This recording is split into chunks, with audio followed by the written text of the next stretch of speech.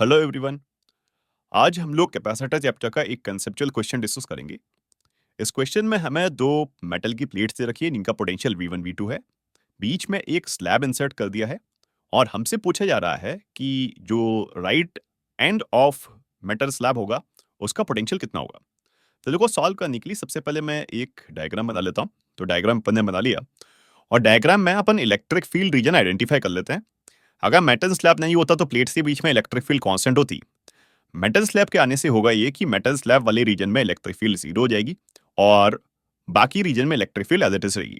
तो यहाँ पर जो left side of metal plate में इलेक्ट्रिक फील्ड है उसको ई नॉट दिखा दिया। अगेन राइट हैंड साइड पे जो रीजन है उसका इलेक्ट्रिक फील्ड ई नॉट दिखा दिया और मिड में जो मेटल का स्लैब है वहां पे इलेक्ट्रिक फील्ड जीरो है। ठीक है। तो अभी देखो यहाँ पर इस सिचुएशन का अपन एक इक्विवेलेंट सर्किट बनाने की कोशिश करते हैं। तो क्योंकि कैपेसिटर जो है वो इलेक्ट्रिक फील्ड के रीजन में एनर्जी स्टोर करता है, तो यहाँ पर अपने दो कैपेसिटर बनेंगे। तो ये अपने दो कैपेसिटर बना दी।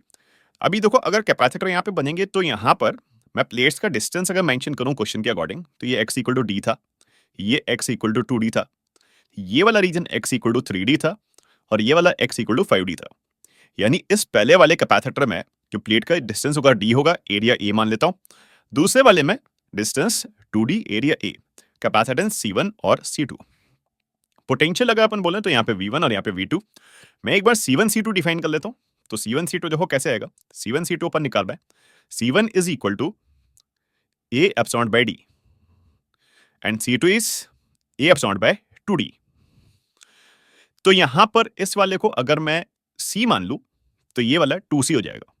अब देखो, अपन यहां पे नोडल लगा के इस पॉइंट का पोटेंशियल निकालना चाह रहे हैं जिसको मैं X लिख दिया हूं। ये x से क्या होगा कि x बेसिकली आपको उस पॉइंट का पोटेंशियल बता रहा है जो दोनों रीजन के मिड में है, यानी कि आपका मेटल स्लैब का पूरे का पोटेंशियल। ठीक है।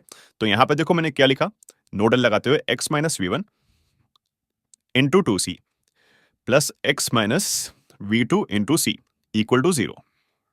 सॉल्व करने पर मेरे को x का वैल्यू जो मिलेगा वो मिलेगा 2v1 plus V2 upon 3 and this is our final answer. तो गाइस, अगर आपको नोडल में कोई इश्यू हो तो आप मेरे को कमेंट में लिख के दें। मैं नोडल पे एक डेडिकेटेड वीडियो बना दूंगा। Thank you.